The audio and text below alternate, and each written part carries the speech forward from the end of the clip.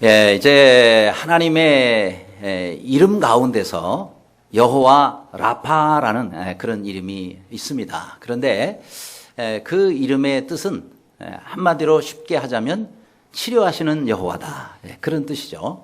그래서 하나님은 우리 모두의 치료자가 되시고 우리 모두를 회복시켜 주시는 하나님이신 줄로 믿습니다.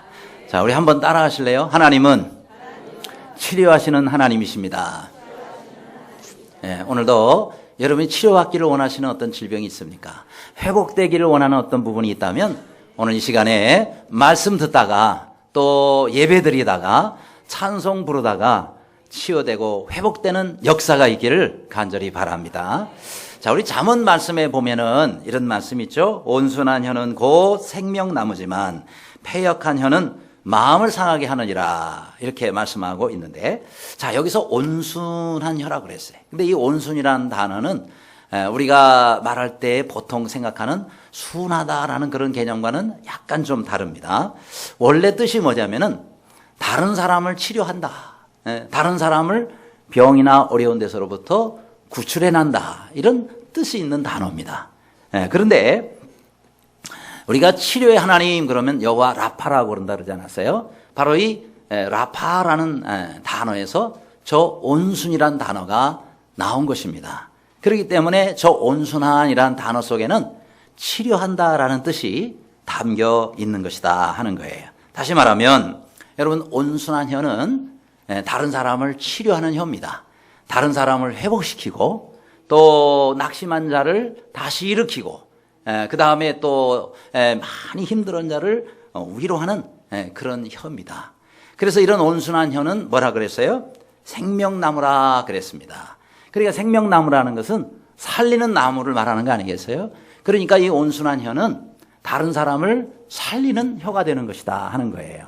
따라서 여러분의 혀가 하나님의 은혜를 입음으로 말미암아 다른 사람을 살리는 혀로 그렇게 변화되기를 간절히 바랍니다. 어떤 사람 말만 하면 사람 잡는 사람이 있잖아요. 말만 하면 사람 상처 주고, 이런 혀가 아니라 내가 말만 하면 다른 사람이 은혜를 받고, 내가 말하면 다른 사람이 막 치유가 되고 회복이 되고 또 위로함을 받고 격려함을 받는 그런 우리의 혀가 될 수 있기를 주님의 이름으로 축원합니다. 그래요. 반대는 여기 나왔죠. 패역한 혀라고 그랬어요. 이 패역한 혀는 마음을 상하게 한다라고 말씀했습니다. 마음을 상하게 한다. 그러니까 이거는 뭐냐면은 다른 사람에게 자꾸 상처를 주고 아니면 공격하는 혀를 말해요. 이 패역한 혀라는 것은 공격해서 사람의 마음을 힘들게 한다든지 아니면은 상처를 주고 뿐만 아니라 나중에 그 영혼까지 무너뜨리는 그런 혀가 패역한 혀다라고 말씀하고 있습니다. 하나님께서 우리에게 왜 혀를 주셨어요? 음식을 먹기 위해서만이 아니라 또 우리의 혀를 통해서, 혀의 작용을 통해서 우리가 말할 수 있는 거 아니겠어요? 이 말은 우리 하나님을 찬양하고 또 하나님께 기도하는 것만이 아니라 옆에 있는 우리의 형제들, 옆에 있는 우리 자매들을 잘 격려하고 세워줘서 그들에게 생명나무의 역할을 해라 하는 뜻에서 하나님이 우리에게 혀를 주신 줄로 믿습니다. 그래서 우리의 혀를 통해서 자꾸 사람들을 살리는 생명나무의 삶을 사는 여러분들이 되시기를 바랍니다. 자, 그런데 지금 요즘이 좀 어떻게 보면 회복의 시즌 같아요. 왜냐하면 지난번에 4월 달에 4월 초 13일 날 우리가 국회의원 선거를 했잖아요. 지역별로 뭐 여당이니 야당이니 또 내가 좋아하는 뭐 이렇게 사람들을 선택을 하다 보니까 그걸로 인해서 마음들이 나눠질 수도 있고 또 갈등이 생길 수도 있고 그렇습니다. 이거 회복돼야 되죠. 그렇죠? 점점 이렇게 이제 아물고 회복되는 그런 또 시기이기도 합니다. 또 주식도 보니까 전에 2000선 밑으로 한참 내려가더니 지금은 이제 많이 올라와서 2000선도 이제 넘고 그래서요. 주식도 회복이 되고 그 다음에 이제 일본도 지진이 크게 있었는데 어쨌든 지금도 어렵지만 점차 이렇게 회복되는 중에 있다고 합니다. 자, 우리는 이런 회복의 시즌에 우리도 정말 회복이 됐으면 좋겠습니다. 특별히 에스겔서 새벽마다 지금 우리가 매일매일 묵상하는 말씀이 에스겔서 아닙니까? 근데 이 에스겔서가 요즘에 주제가 회복이에요. 이스라엘 백성들이 하나님 앞에 진노를 받아서 이방 나라의 포로로 잡혀갔잖아요. 거기서 모진 고생을 하다가 하나님께서 에스겔 선지자에게 환상을 보여줍니다. 무슨 환상이냐면 앞으로 하나님께서 이스라엘을 회복시키셔서 하나님께서 영광 가운데 임재하실 성전의 모습, 지금은 없지만 앞으로 하나님께서 지으실 그 성전, 영광스러운 성전의 모습을 보여주시면서 뭐 가로가 얼마고 세로가 얼마고 두께가 얼마고 모든 그 치수를 전부 이렇게 환상을 구체적으로 보여주시는 장면이 나옵니다. 자, 왜 그런 걸 보여줘요? 하나님께서 이제 너희와 함께 하시겠다. 이 성전의 영광으로 너희 가운데 임재하겠다라는 하나님의 회복의 말씀인 겁니다. 그렇습니다. 우리도 뭐 요즘에 신용도 회복이 돼야 되겠고, 또 우리나라 경제도 회복이 돼야 되겠고, 또 여러 가지 고용도 다 회복이 돼야 되겠지만 가장 중요한 회복은 뭐냐? 신앙 회복이라고 생각합니다. 하나님과의 관계가 회복되시기를 바라고, 주님을 향한 그 믿음이 다시 회복되는 그런 은혜가 우리 모두에게 있기를 간절히 바랍니다. 자, 그러면 우리는 과연 어떤 회복이 먼저 있어야 되느냐 하는 겁니다. 첫째로 영광의 회복입니다. 자, 1절 말씀 다 같이 읽겠습니다. 시작. 일어나라, 빛을 발하라. 이는 내 빛이 이르렀고 여호와의 영광이 내 위에 임하였음이니라. 아멘. 자, 성경의 이 이사야 60장 1절 말씀은 대표적인 회복의 하나님의 약속 가운데 하나입니다. 그러니까 성경에 나오는 많은 말씀 가운데 아주 대표적으로 회복의 은혜를 우리에게 선포하시는 그 말씀이 바로 이 이사야 60장 1절 말씀이에요. 그래서 저는 이 말씀이 참 저에게도 은혜가 되고, 그 다음에 제가 처음에 그 전도사 시절 때 그때에 어느 교회에 수련회를 인도를 하러 갔어요. 근데 원래는 안 가려고 했는데 제 아내가 첫 자녀를 이제 임신을 하고, 그러고 이제 출산을 앞두고 있었는데 예정일과는 멀더라고요. 아직 한참 예정일이 남았어요. 그래서 이때는 애가 안 나오겠지 이걸 생각을 하고는 그 수련회를 수락을 하고, 그래서 수련회를 열심히 인도하고 있는데 한가운데 둘째 날 애가 나왔다고 전화가 온 거예요. 부산에서. 그러니 말이죠. 이게 수련회를 인도하고 있는데 제가 강사가 갈 수도 없고, 그래서 첫 아이가 나올 때 제가 옆에 있어주지를 못했어요. 그런데 이제 아들이라 그러는데 이름을 지어야 될 거 아니겠어요. 그래서 고민을 하다가 그때 수련회 그 주제가 그때 일어나라 빛을 발하라였어요. 이사야 60장 1절. 이게 뭔가 하나님이 뜻이 있는가 보다 생각하고 이 말씀을 묵상하다가 일어날 승, 그 다음에 빛날 혁, 이 말씀 그대로 해가지고, 그래서 우리 첫 애가 이름이 승혁이가 된 거예요. 아멘이 없으므로 지나가겠습니다. 그래요. 일어나라 빛을 발하라. 이건 우리 모두에게 주시는 말씀이에요. 하나님의 영광의 빛이 임한 사람은 그 빛을 받고 가만히 있으면 안 돼요. 자리에서 일어서야 됩니다. 세상이 얼마나 어둠 가운데 있습니까? 그 어두운 세상을 빛을 비추라고 우리에게 하나님께서 영광의 빛을 비춰주신 거예요. 따라서 빛 대신 하나님의 영광을 입고 사는 사람들은 이제 그 빛을 비추시는 그런 삶을 사시기를 바랍니다. 그래서 우리가 일어나야 되는 겁니다. 이게 빛의 사명인 겁니다. 그래서 2절에도 말씀했죠. 오직 여호와께서 내 위에 임하실 것이며 그 영광이 내 위에 나타나리니, 이렇게 말씀하고 있습니다. 자, 그러면 이 빛을 우리가 어떻게 비춰요? 내가 스스로 내 빛을 가지고 비추는 것이 아닙니다. 하나님께서 내게 빛을 비춰주시는 거예요. 그렇죠? 그래서 그 빛을 받아가지고 우리는 뭐예요? 반사를 하는 거거든요. 그러니까 우리는 내가 스스로 빛나는 그 빛이 아니라 하나님의 영광의 빛을 받아가지고, 그리고 이 빛을 우리는 반사시켜서 다른 사람들에게 그 빛을 전하는 사람들이다 하는 겁니다. 그래요. 그래 우리에게 뭐가 필요해요? 하나님의 영광의 빛을 받는 것이 필요합니다. 따라서 하나님께서 언제 우리 한 사람 한 사람에게 이런 영광의 빛을 가장 크게 주시느냐? 다른 때도 있겠지만은 우리가 하나님 앞에 나와서 이렇게 예배 드릴 때, 예배드리는 이 자리가 바로 우리 하나님께서 영광을 받으시는 자리요, 또 그 하나님의 영광을 우리 가운데 비춰주시는 그런 자리가 되는 것입니다. 따라서 교회가 이렇게 주일날 예배드리기 위해서 모이는 이 자리야말로 우리 하나님께서 임재하시는 자리요, 우리 하나님께서 영광 가운데 여러분 한 사람 한 사람 가운데 그 영광의 빛을 비춰주시는 그런 시간입니다. 따라서 이 시간에 여러분 다른 데다가 신경을 쓰지 말고 하나님께 집중하시기를 바랍니다. 그래서 하나님께서 여러분 가운데 주시는 은혜, 우리 가운데 비추시는 그 영광의 빛을 가지고 우리는 세상 가운데 나가서 이 빛을 비추며 살아야 된다 하는 겁니다. 그래서 지금은 엘리야 때처럼 마른 뼈가 살아나고 주의종 모세 때와 같이 예배가 회복되네, 이런 찬송도 있는 것처럼 우리 하나님께서 여러분 각자에게 정말 우리가 예배드리러 올 때마다 그런 하나님의 영광과 은혜를 체험하는 여러분 모두가 되시기를 바랍니다.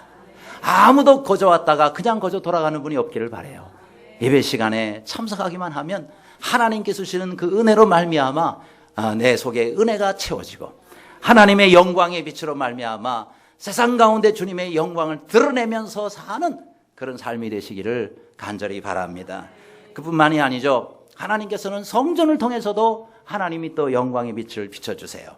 그래서 13절에 보면 레바논의 영광 곧 잣나무와 소나무와 황양목이 함께 내게 이르러 내 거룩한 곳을 아름답게 할 것이며 내가 나의 발 둘 곳을 영화롭게 할 것이라 라고 말씀하고 있습니다. 자, 여기 보니까 하나님의 전에도 영광이 임하는데 세 가지예요. 하나는 먼저 하나님의 전은 거룩해야 된다는 거예요. 하나님의 전을 거룩하게, 그렇게 하나님께서 구별하십니다. 뿐만 아니라 그 하나님의 전은 아름다워야 된다 그랬어요. 왜요? 하나님께서 역사하시고 하나님이 임재하시는 곳인데 여러분 우리가 아름답게 하나님의 전을 그렇게 만들어서 주님 앞에 여러분 섬겨야 되지 않겠습니까? 또 하나는 하나님의 성전의 특징은 하나님의 발이 그곳에 머문다는 거예요. 내 발을 둘 곳이라 그랬어요. 하나님 어디다가 하나님의 발을 두시겠어요? 바로 우리가 섬기는 하나님의 전, 또 주님의 몸된 교회에 하나님의 발이 머무는 줄로 믿습니다. 따라서 하나님이 떠나시는 교회가 아니라 하나님의 영광에 발을 둘 수 있는 그런 교회로 늘 세워지고 또 늘 그렇게 빚어지는 예전 교회와 여러분 되시기를 간절히 바랍니다. 그래서 우리가 주님께서 주시는 이 영광을 늘 주님이 머무시는 그곳에서 영광을 흠뻑 받고 받는 것으로만 그치지 말고 그 영광을 다른 사람들에게 베풀고 나눌 수 있는 그런 신앙과 그런 믿음이 여러분 가운데 있기를 간절히 바랍니다. 자, 그런데요, 어떤 자매님 한 분이 어떤 찬양 집회에 참석을 하게 됐어요. 근데 그 찬양 집회 때 막 그렇게 찬양이 나오니까 이 자매가 얼마나 은혜가 됐는지 막 박수를 치면서 그 다음에 손을 높이 들면서 흔들면서 막 찬양을 하는 거예요. 이제 다른 사람들이 보니까 야, 특별히 은혜를 더 많이 받는 것 같더래요. 그래서 야, 참 저 자매가 얼마나 주님을 사랑하면 참 저렇게 박수를 치면서 막 펄쩍펄쩍 뛰면서 손을 들면서 저렇게 찬양을 할까. 그러는데 조금 있다가 어떤 아주머니 한 분이, 중년 부인 한 분이 좀 예배 시간에 좀 늦었나 봐요. 집회 시간에. 그래서 사람들이 많이 이제 다 앉아 있으니까 자리를 찾지 못하고 찾다가 바로 그 자매의 그 옆자리가 비어 있더래요. 그래서 이제 얼굴을 이렇게 좀 미소를 머금고 그리고 상냥한 눈빛으로 이렇게 말을 합니다. 제가 좀 들어갈 수 있게 조금만 비켜주시겠습니까? 그렇게 얘기를 했어요. 그랬더니 자매가 막 손을 들고 찬양을 하다가 흘끗 보더니 말이죠. 어이구 그러더니요. 비켜주지도 않고 또다시 손을 들고 막 찬양을 하더라는 거예요. 야, 이 아주머니가 얼마나 당황스럽겠어요. 그렇죠? 그렇게 은혜를 받고 막 찬양하는 모습을 보면은 여러분 같으면 어떻게 하시겠어요? 그러시냐고 들어가세요 하고 좀 비켜주든지 그렇게 할 텐데 왜 내가 이렇게 은혜 받고 찬양하는데 왜 방해를 하고 난리예요. 그러면서 비켜주지도 않고 그렇게 계속 찬양을 하더라. 결국은 그리로 못 들어가고 이분이 다른 데 한참 찾다가 결국은 다른 자리에 앉기는 앉았는데 이분 마음이 얼마나 상처가 되겠어요. 그렇죠? 여러분, 우리가 찬양할 때 정말 박수 치고 손을 들고 그렇게 영광스럽게 찬양하시기를 바랍니다. 그렇게 해야 돼요. 그런데 그렇게 은혜를 받고 그렇게 영광스럽게 찬양을 했는데 내 삶의 결과는 어떻게 나타나요? 네, 그것이 하나님의 영광을 받은 사람의 모습으로 나타나지 않을 때, 여러분, 이거는요 사람들에게 상처가 될 수도 있고 또 하나님의 영광을 드러내는 것이 아니라 오히려 가리는 삶이 될 수 있다라는 거예요. 우리가 교회에서만 하나님을 섬기고 교회에서만 신자가 아니잖아요. 밖에 나가서도 우리는 그리스도인입니다. 밖에 나가서도 우리는 하나님을 믿는 사람이에요. 그렇기 때문에 우리의 말 한마디, 우리의 행동 하나도 믿는 사람으로서 우리가 할 수 있어야 된다 하는 겁니다. 그러니까 하나님의 영광을 받은 빛은요 얼굴빛부터 달라야 돼요. 하나님의 영광을 찬양할 때는 환하게 밝게 빛나다가 그 다음에 옆 사람을 보면서 이러면은 참 곤란하지 않겠어요? 그렇잖아요. 아니, 하나님께 예배드리고 시끄러워 받고 집에 가서는 애를 쥐잡듯이 잡으려고 그러면은 애가 얼마나 상처가 되겠어요? 엄마는 교회에서만 하나님 믿어. 이렇게 되면 안 되겠죠? 그렇습니다. 여러분, 하나님께 우리가 은혜를 받고 영광을 얻으면은 사람에게도 그 영광이 좀 비춰져야 돼요. 일어나라, 빛을 발하라 그랬잖아요. 예? 하나님 은혜 받고 거기서 주저앉아 있어라가 아니라 일어나라. 왜 일어나요? 세상 가운데 하나님의 빛이 어떤 것이고 우리 하나님의 사랑이 어떤 사랑이고 하나님의 은혜가 어떤 은혜인지를 나누기 위해서 빛을 세상 가운데 어두운 곳에 비춰라 라고 말씀한 거 아니겠어요? 그렇다면 달라져야 된단 말이죠. 은혜 받을 때의 모습하고 세상 가운데 나가가지고 사람들 상대할 때의 모습이 천지 차이가 난다. 이거는 그야말로 안 되는 것이죠. 그래요. 우리가 손도 발도 우리의 말에도 우리의 표정에도 주님의 영광이 나타날 수 있기를 바랍니다. 옆 사람 인사하겠습니다. 늘 주님의 영광을 나타냅시다. 인사하겠습니다. 예, 그렇게 인사하라 그러는데도 인상 쓰고 인사하는 사람은 뭐예요? 자, 그 다음 두 번째, 우리에게 어떤 회복이 일어나야 됩니까? 사람의 회복이 있어야 됩니다. 4절입니다. 내 눈을 들어 사면을 보라. 무리가 다 모여 내게로 오느니라. 내 아들들은 원방에서 오겠고 내 딸들은 안개 올 것이라 라고 말씀했어요. 우리 하나님께서 사람들을 이제 하나님 앞으로 인도해 주시겠다는 그런 말씀입니다. 그런데 여기서 무리가 나옵니다. 어떤 무리죠? 네, 바로 하나님의 진노를 받고 세계 곳곳에 흩어졌던 바로 그 유대인들과 그 다음 또 하나님께서 택하신 이방인들입니다. 그들이 다 주님 앞으로 영광의 자리로 모여오게 될 것을 말씀하고 있습니다. 그런데 이렇게 주님 앞에 사람들이 모여올 때 가까이에 있는 사람만 온다고 말씀하지 않았어요. 여기에 보니까 내 아들들은 원방에서 오겠고, 원방은 먼 지방을 말하는 거예요. 멀리 있는 사람들도 하나님의 소식을 듣고 우리 하나님께서 영광 가운데 회복시켰다는 그 말씀을 듣고 그리고는 그들이 멀리서부터도 온다 그랬습니다. 그래요. 여러분, 하나님께서 우리 가운데 주시는 은혜의 자리에는 하나님의 백성들이 다 모여와야 되는 거예요. 교회의 사명은 뭐예요? 첫 번째 교회의 사명은 무엇입니까? 믿지 않는 사람들을 주님 앞으로 인도하는 일입니다. 그렇죠? 우리 예전 교회에 이 주위에 아직도 믿지 않는 사람들이 단 한 사람이라도 있다면 우리 교회의 사명은 끝나지 않은 거예요. 예전 교회가 무슨 교회라고요? 예수님을 전하자 그래서 시작된 교회 아닙니까? 그러면은 교회라고 이름이 붙어 있다면 첫 번째 사명은 우리 주님을 세상 가운데 전하는 거예요.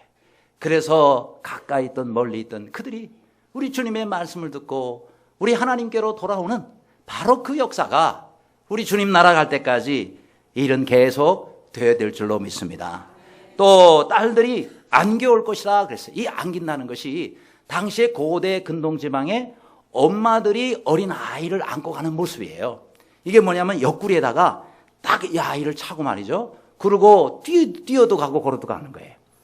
그래서 그 당시에 그 여성들은 고대 근동지방에서는 옆에다가 찬 거예요. 그러니까 이거 할 때 그냥 대충 묶으면 어떻게 돼? 애가 떨어지면 큰일 나는 거 아니겠습니까? 그러니까 딱 여기다가 꽁꽁 묶은 게 떨어지지 않도록. 이런 것입니다. 여러분, 우리가 바로 이게 회복이라는 것은 뭐냐? 하나님께 우리가 강하게 붙어 있는 거예요. 강하게 붙잡히는 거. 이게 뭐예요? 회복이라는 단어가 갖는 뜻입니다. 따라서 내가 회복된다라는 것은 다른 것이 아니고 내가 하나님과 아주 밀접하게 다른 틈이 없을 정도로 딱 붙어서 그렇게 해서 내가 매일매일을 살아간다라는 뜻이 되는 거예요. 그러니까 우리가 멀어졌으면 반드시 거기에 사단이 역사를 해요. 우리가 하나님과의 관계가 느슨하면 느슨할수록 사단이 틈을 타는 거예요. 그러니 시험 들고 그러니 넘어지고 하는 거죠. 그렇죠? 하나님께 딱 붙어 있는 사람은 절대 사단이 역사할 수가 없는 것입니다. 기계도 그렇잖아요. 나사가 헐거워지면은 반드시 기계에 문제가 생긴다. 이번에 KTX도 사고가 일어났지만은 2007년도에도 이 KTX가 사고가 일어났어요. 그때 원인을 보니까 나사 하나가 풀렸더라 이 말이죠. 2011년도에도 KTX가 철로에서 탈선하는 사고가 일어났어요. 이번에는 뭐 과속이 원인이라 그러지만 그때는 그것이 아니었고 왜 그 기차가 달리다가 탈선을 했느냐? 다른 게 아니라 조이는 나사 하나가 풀어져 가지고 그렇게 됐다는 거죠. 그렇습니다. 여러분, 우리가 느슨하면은 사단이 역사를 해요. 부부관계도 그렇잖아요. 부부관계도 딱 붙어서 하나가 돼야 되는데 느슨해가지고 헐거워져서 그렇게 해서 틈이 벌어지면 그 틈을 이용해서 사탄이 역사를 하거든요. 그러니까 부부 사이에도 느슨해지면 안 되는 거예요. 사람도 마찬가지입니다. 우리 하나님과 온전하게 붙어서 그렇게 해서 하나님께 붙어 있어야 사단이 역사할 수가 없는 겁니다. 무엇보다도 하나님과의 관계에 성공하시는 여러분들이 되시기를 바랍니다. 그래야 우리가 사는 거예요. 세 번째로 우리가 또 어떤 회복이 일어나야 되겠습니까? 물질의 회복입니다. 5절 말씀, 그때에 내가 보고 희색을 바라며 내 마음에 놀라고 또 화창하리니 이는 바다의 부가 내게로 돌아오며 열방의 재물이 내게로 오미라 그랬어요. 야, 바다의 풍부가 다 돌아오고 그 다음에 열방의 재물이 내게로 온다 그랬어요. 어디로 오는 거예요? 바로 하나님 나라로 들어오는 겁니다. 왜 하나님 나라로 하나님의 물질을 모아주십니까? 그걸 통해서 하나님의 영광을 위해서 쓰라고, 하나님의 영광을 드러내는 위해서 쓰라고 하나님께서 물질을 다 몰아주시겠다는 겁니다. 그래요. 여러분, 하나님께서 우리에게 주시는 것들을 우리가 잘 사용해야 되는 겁니다. 하나님이 주시는 것에 대해서만 감사하고 아멘할 것이 아니라 그것을 가지고 우리가 잘 사용해야 된단 말이죠. 하나님의 영광을 위해서 써야 된단 말이죠. 그렇지 아니할 때 하나님께서 그것을 다시 걷어가세요. 다시 왜? 하나님이 잘 쓰라고 줬는데 잘못 쓰고 있으니까. 그죠? 하나님이 영광을 위해서 쓰라고 줬는데 엉뚱한 곳에 쓰고 있기 때문에 하나님께서 다 걷어가 줄 수가 있는 것이다 하는 겁니다. 사람도 그래요. 사람이 사는 것을 누가 이렇게 원으로 표현을 했더라고요. 두 개의 모습으로 나타난대요. 여러분은 어떤 원을 그리면서 살고 있는지 한번 보실래요? 먼저는 내향형 곡선이 있어요. 두 개가 있는데 하나는 내향형 곡선. 지금 저 그림에 보이는 저 사진처럼 원이 두 개가 겉으로 볼 땐 똑같아요. 근데 저 두 개는요 완전히 도는 방향이 반대입니다. 하나는 뭐예요? 왼쪽에 있는 거는 밖에서부터 시작해가지고 점점 원이 안으로 향해서 돌고 있습니다. 저게 내향형 곡선이에요. 어려운 학문적 용어로 하면 outside in이라는 거예요. 밖에서부터 안으로 들어가는 거예요. 자, 저 원의 특징이나 문제는 뭐죠? 넓게 시작을 했는 것 같은데 점점 안으로 가면서 원이 작아지고 있습니다. 뭐예요? 자기 자신만을 위해서 사는 거예요. 자기 자신만을 위해서. 그 다음에 자기 자신의 유익과 자기 자신의 만족과 자기 자신의 욕심을 채우는 그걸로만 가고 있으니까 점점 줄어드는 거예요. 나중에 어디까지 가겠어? 저렇게 돌면은 나중에 점 하나로 모아집니다. 점 하나로 모아진다는 건 끝나는 거예요. 헛되니. 솔로몬이 그렇게 살았지 않았어요? 모든 좋은 것들, 우리가 부러워하는 것들 다 가졌더라고요. 그런 솔로몬이요, 인생을 마감하면서 내린 결론이 뭐예요? 전도서 1장 2절에 헛되니 모든 것이 헛되다. 왜요? 자기 유익을 위해서, 자기 만족을 위해서, 자기 욕심 채우기 위해서 산 사람은 많은 걸 가지고 누렸다 할지라도 결국은요, 헛된 것으로 끝날 수밖에 없어요. 이게 바로 내향형 곡선을 그리며 사는 사람의 마지막 모습입니다. 그러면 우리는 어떻게 살아야 되겠냐? 반대로 살아야 되겠어요. 그렇죠? 예, 처음에는 저 오른쪽에 있는 원을 보세요. 처음에는 안에서부터 작게 시작한, 내 시작은 미약하였으나 내 나중은 심히 창대하리라는 말씀처럼 작게 시작을 하는 것은 아무것도 아닌 것처럼 시작하지만 자꾸 베풉니다. 자꾸 섬깁니다. 그렇죠? 이웃을 위해서 삽니다. 하나님의 영광을 위해서 삽니다. 참 가치 있는 것을 위해서 살아요. 그러니 점점 뭐예요? 원이 밖을 향해서 나가면서 외향형 곡선을 그리고 있다라는 거예요. 이게 인생 쌍곡선이에요. 인생 쌍곡선 중에서 내가 어떤 원을 그리면서 살고 있느냐는 여러분이 지금 판단하실 수가 있는 거죠. 따라서 우리는 자꾸 안으로만 들어가는 그런 곡선을 그리며 살지 말고 점점 밖으로. 그렇죠? 이거는 뭐예요? 인사이드 아웃이라 그러잖아요. 안에서부터 밖으로. 그러면 작게 시작할 때라도 나중에 저 원이 얼마나 커집니까? 많은 사람들을 복되게 하는 거예요. 아브라함처럼 많은 사람들을 우리 하나님 앞에서 정말 영광스럽게 만들 수 있는 담장을 넘는 축복의 역사를 베푸는 그런 삶을 살 수가 있는 것입니다. 따라서 우리 주님이 우리에게 원하시는 삶은 바로 이런 삶이에요. 우리는 나 한 사람이 아니라 점점 밖으로, 그렇죠? 이웃들을 돌아보고, 그 다음에 교회를 돌아보고, 나라를 돌아보고 온 세상을 향한 하나님의 뜻을 이루는데 여러분이 아름답게 쓰임받는 모두가 되시기를 간절히 바랍니다. 전에 우리 교회에서 좀 꽤 한 7, 8년 된 것 같네요. 우리 교회에서 하프타임 세미나를 했어요. 자, 이 하프타임에 세계적인 전문가가 바로 저 사진에 나오는 밥 버포드라는 사람입니다. 저분의 책 여러 권이 나왔는데 저도 많이 읽어봤어요. 이분의 책에 이런 내용이 나옵니다. 우리 인생도 운동 경기처럼 전반전이 있고 후반전이 있는데 중간에 하프타임이 있다는 거예요. 하프타임을 꼭 가지라 하는 거죠. 왜요? 그래야 전반전을 돌아볼 수 있을 거 아니겠어요? 아, 내가 뭘 잘못했는가? 내가 지금 제대로 싸웠는가? 그렇죠? 그 다음에 이제 후반전을 계획하는데 이 하프타임을 어떻게 보내느냐에 따라서 후반전의 결과가 좌우가 된단 말이죠. 따라서 이분이 이제 권면하는 것은 우리 인생의 전반전을 보면은 전부 이렇게 아까처럼 내향형 곡선을 그리면서 나만을 위해서, 내 성공을 위해서, 내 출세를 위해서 내가 열심히 공부하고 학교 다니고 또 결혼을 하고 직장 생활 했는데 아이고 내가 이거 잘못 왔네 라고 깨닫는 시간을 갖는다는 거죠. 그런데 이제 바꾸라는 거예요. 후반전에서는 삶의 곡선을 바꾸라는 거예요. 내향형 곡선에서 외향형 곡선으로 바꿔서 그려라.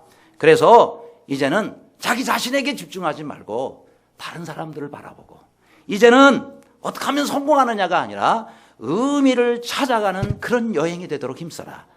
의미를 찾아간다는 게 뭐죠? 내 삶이 의미 있는 곳에다가 들여지고 더 가치 있고 우리 같으면 더 영원한 삶을 위해서 더 영원한 가치가 있는 것을 위해서 내 시간을 들이고 물질을 들이고 내 정성을 들여서 이제 그런 삶을 위해서 살면 우리 하나님께서 우리의 나머지의 생애와 우리의 영혼을 하나님 보장해 주실 거 아니겠어요? 그런 삶을 살라라고 주님이 성경에서 말씀하고 있는 겁니다. 우리 주님이 그렇게 사셨잖아요. 주님이 얼마나 오래 사셨어요? 300년을 땅에 사셨어요? 3,000원을 사셨어요? 딱 30년. 그것도 공생에 따지면 3년밖에 안 되는 거예요. 그 3년 기간 동안 예수님이 산 삶을 보면은 전부 외향형 곡선을 그리면서 살았단 말이에요. 그렇죠? 주님께 오는 자들 다 베풀고 생명까지 주셔서 얼마나 많은 사람들을 구원하시는데 주님이 쓰임 받았느냐 하는 거예요. 더 열심히 사는 것도 중요하지만 더 중요한 것은 얼마나 우리가 바른 방향으로 사느냐. 방향이 중요합니다. 받는 인생도 중요하지만 얼마나 내가 베풀고 주면서 사느냐. 이게 중요하단 말이죠. 왜요? 주님 말씀하셨습니다. 받는 자보다 주는 자가 더 복이 있다. 그렇죠? 받는 것보다 주는 자가 더 복이 있다는 것을 우리가 알아야 된다 하는 거예요. 아무쪼록 여러분이 어떤 사람은 지금 하프타임을 갖고 계신 분도 계시고 어떤 사람은 후반전에서도 후반전을 지금 가시는 분도 계실지 모르겠지만 아니에요. 언제든지 우리는 또 우리의 후반전이 아직 남아 있습니다. 여러분이 지금 살아계시다면 여러분에게 아직 후반전은 있어요. 그 후반전을 어떻게 살아야 될 것인가 다시 한번 돌아보고 우리 주님께서 기뻐하시는 의미 있는 것을 위해서 사는, 그렇게 나머지의 삶을 사는 모두가 되시기를 간절히 바랍니다. 끝으로 우리는 어떤 회복이 있어야 되겠습니까? 건강의 회복이 있어야 되겠습니다. 출애굽기 15장 26절 다 같이 읽겠습니다. 시작.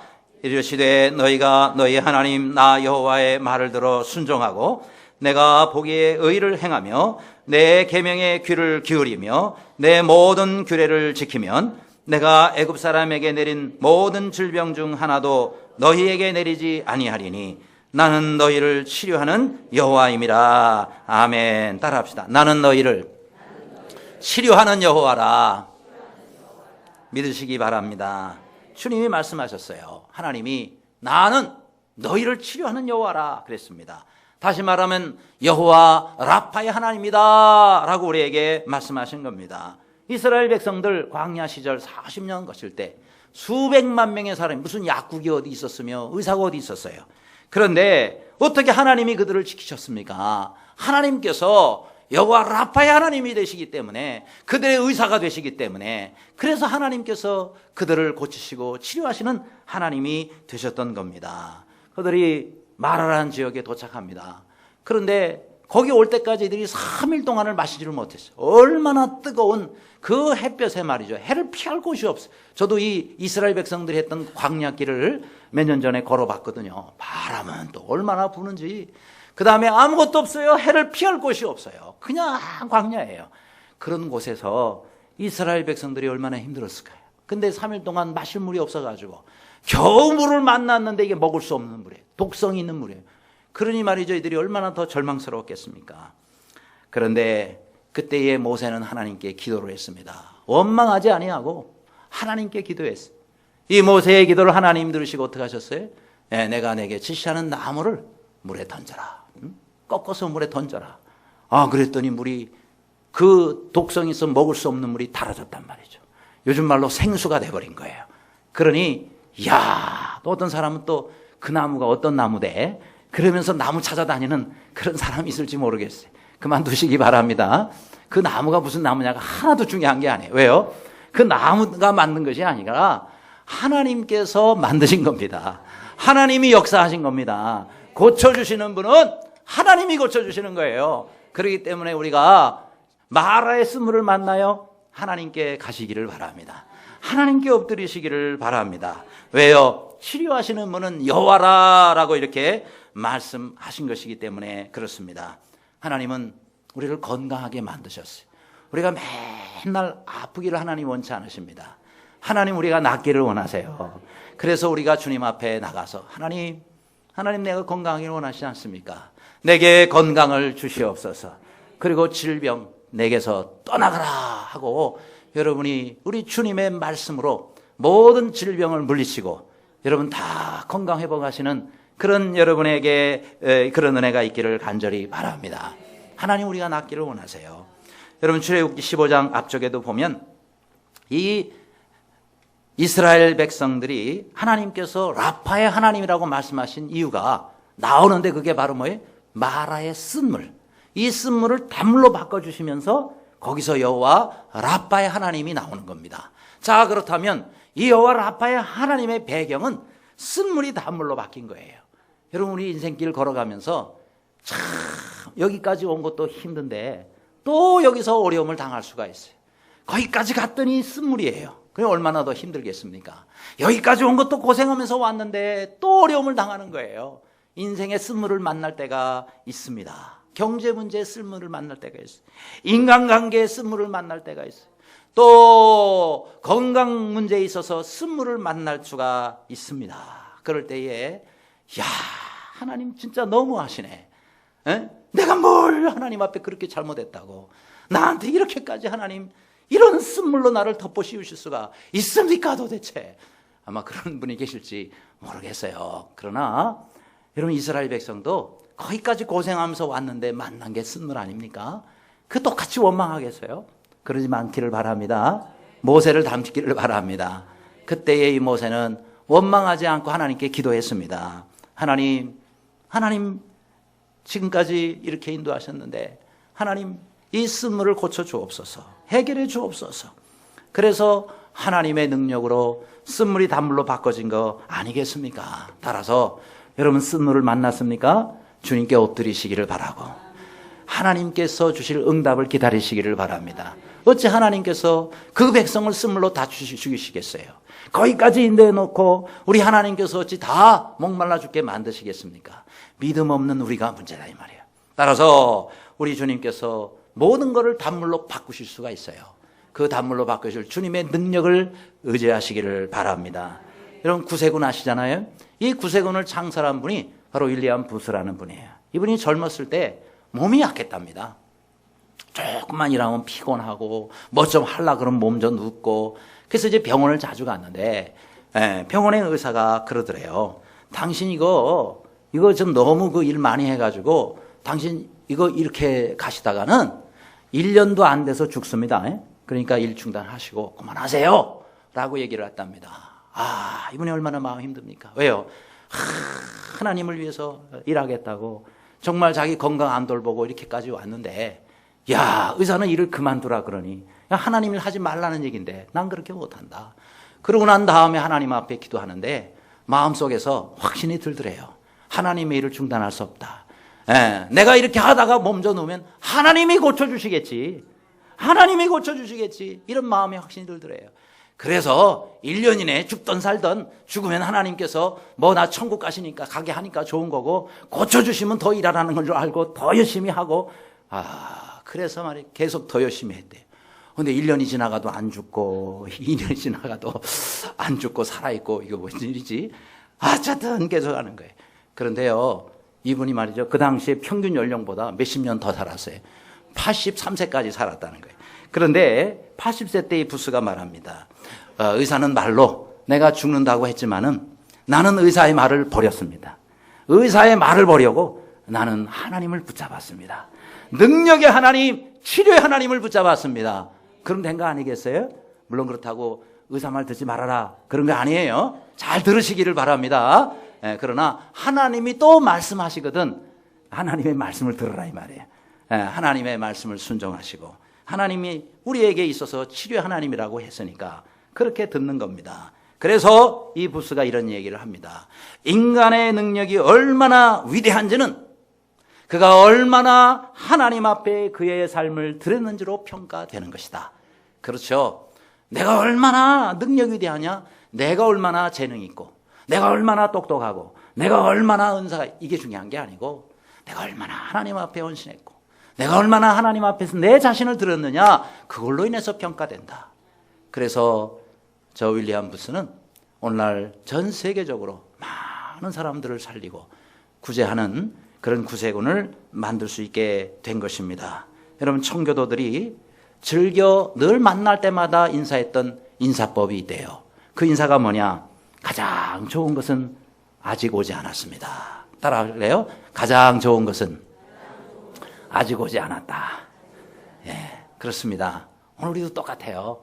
제일 좋은 건 아직 안 왔어요. 예, 왜 이 말이 중요하냐? 우리가 주님을 위해서 열심히 일하고 수고하고 섬기다가 보면은 그걸 빨리 받고 싶은 마음이 생겨요. 그런데 가장 좋은 때는 아직 안 왔고요. 가장 좋은 것도 아직 내게 오지 않았습니다. 그럼 우리가 해야 할 일이 뭐예요? 인내하고 기다리고 믿음으로 계속 순종하며 사는 겁니다. 여러분 이 이스라엘 백성들 아까처럼 마라의 씀을 만났을 때 인생이 거기가 끝이 아니거든요. 하나님은요 엘림이라는 아주 기가 막힌 오아시스 12샘이 흐르고 70그루의 종려나무가 있는 그 오아시스를요 불과 11km 전방에다가 준비해 놓으셨어요. 이스라엘 백성들은 불과 걸어서 2시간이면 갈 수 있는 그 길을 보지 못했기 때문에 거기서 하나님을 원망하고 이게 인생의 끝인 것처럼 거기서 인생을 끝나려고 그렇게 하나님 앞에 원망했죠. 그런데 하나님 얼마나 답답했을까요? 야, 니네들 조금만 더 가면 거기 오아시스가 너희들 기다리고 있거든. 그렇게 믿음이 없냐? 라고 주님이 말씀하셨을 거 아니겠어요? 그래요. 여러분 지금의 인생의 마라의 씀물을 만났습니까? 염려하지 마세요. 우리 하나님께서는 엘림의 그 샘물을 우리 멀지 않은 곳에 준비해 두고 계시다는 거예요. 그렇죠. 아직 가장 좋은 것은 아직 우리에게 오지 않았다라는 겁니다. 그래서 신명기 8장에 이는 다 너를 낮추시며 너를 시험하사 마침내 내게 복을 주려 하심이었느니라 라고 말씀했어요. 저는 마침내라는 단어를 좋아합니다. 하나님께서 우리에게 왜 지금의 마라의 쓴물을 주세요? 너를 낮추시며 그랬어요. 우리를 겸손케 하기 위해서요. 오늘도 공동회를 하면서 또 우리 교회의 시무 권사님들을 선출합니다. 여러분, 우리가 하나님의 일을 더 열심히 하기 위해서 직분도 필요하고 하잖아요. 저는 모든 분들이 다 됐으면 참 좋겠어요. 그런데 하나님의 일을 하는 거는요, 손이 3개가 필요하다 그래요. 하나는 오른손, 하나는 왼손, 그 다음에 겸손. 그래서 손이 3개 필요하대요. 여러분 오른손 왼손 가지고 있죠? 그러나 하나님 일을 할 때는 2손만 가지고 하지 마시고 3손으로 하시기 바랍니다. 마지막 무슨 손이 있어야 된다고요? 겸손. 내가 어떤 직분이 선출이 되어도 감사하고 안 되어도 하나님이 내가 더 겸손하라 그러시는구나. 돼도 겸손으로 섬기라 그러는구나. 그래서 주님 앞에 무엇보다도 겸손으로 섬기시길 바랍니다. 하나님은 그것 때문에 너를 낮추시며 마라의 쓴물을 주시고 우리를 시험하신다 그랬어요. 왜요? 마침내 복을 얻기 위해서. 하나님께서는 우리에게 마침내 복을 주시기 위해서 많은 쓴물을 곳곳에다가 허락하십니다. 그 쓴물들이 올 때마다 더 겸손하고 낮아져서 주님 앞에 평생토록 존귀하게 쓰임받는 모두가 되시기를 간절히 바랍니다. 기도하겠습니다.